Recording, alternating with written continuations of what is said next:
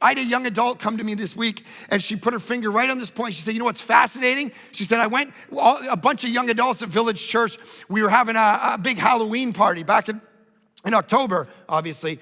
And they're at the Halloween party, and she looks around, and she notices all these young adults getting hammered, wearing these little costumes like hey, what's up? I got daddy issues.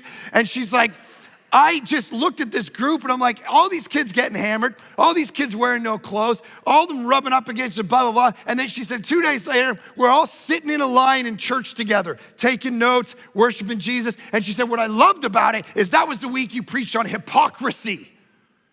And the row was dead quiet.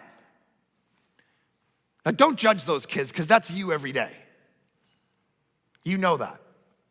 That's you every day. You cheat on Jesus in your own way every single day.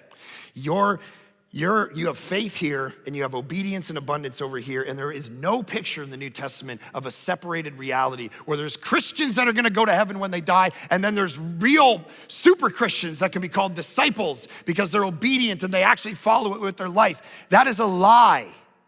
That is not the picture of Christianity at all. And so Willard closes off one of his chapters, and he says, there's people in the middle saying, yeah, but can't I just believe some stuff and go to heaven when I die? And he says this, he says, yeah, maybe, because God is so gracious. But he says, you might wanna ask the question, what's becoming of your life in the present as you live it, and how comfortable you're going to be in the presence of one for eternity that you have found to be boring in this life.